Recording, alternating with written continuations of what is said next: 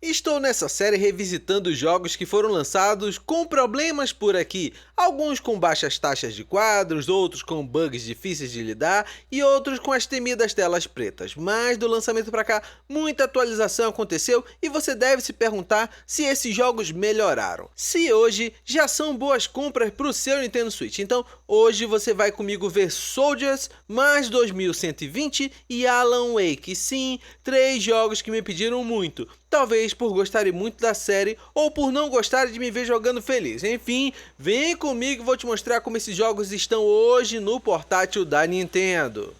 Vamos começar por ele, Soldiers, um dos jogos que mais fiquei animado ao jogar no lançamento e me frustrou bastante, por ser um jogo com péssima otimização no Switch e até mesmo em outros consoles mais potentes. Mas por aqui, tinha as temidas telas pretas fechando o jogo e te fazendo recomeçar a jogatina do último salvamento, sendo que o jogo fechava durante os salvamentos automáticos, então não dependia de você o erro, era quase sistemático. Enfim, hoje em 2025, na sua versão 9.0.0, o jogo pelo menos não apresentou comigo as telas pretas nas jogatinas que tive, com 2 personagens feitos. Contudo, o jogo apresenta as longas telas de carregamento, seja a inicial da escolha do personagem para jogar, quanto os carregamentos entre salvamentos manuais, sendo tolerável na primeira vez que carrega, mas bem chato durante o gameplay, além das quedas constantes de frames durante os combates, fazendo você até mesmo errar comandos ou notar o engasgo,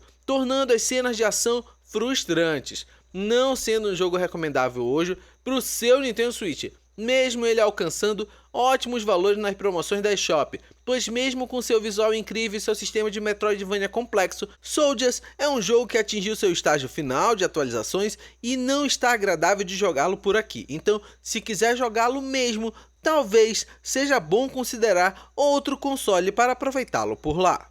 Mas, 2120, eu recebi a chave de presente da desenvolvedora, como o jogo brasileiro que não escondia sua inspiração, Metroid, com uma protagonista feminina num planeta habitado por inimigos, precisando vencer as fases que tinham um sistema de idas e vindas para incentivar a exploração, como a boa fórmula que o Metroidvania devia seguir. Contudo, na época de lançamento, o jogo apresentava movimentos e ações truncadas, como se a animação não estivesse de acordo com os comandos aplicados no controle. Mas felizmente em 2025, na sua versão 1.0.5, o jogo resolveu isso, sendo hoje uma excelente recomendação para os fãs do gênero ou para quem deseja apoiar os jogos brasileiros, já que mais 2120 começou a pegar ofertas pontuais, então pode ser uma excelente pedida para os fãs que buscam um novo Metroidvania, sendo que aqui não vou me alongar, tem uma análise mais completa dele que vou deixar vinculada aqui para você.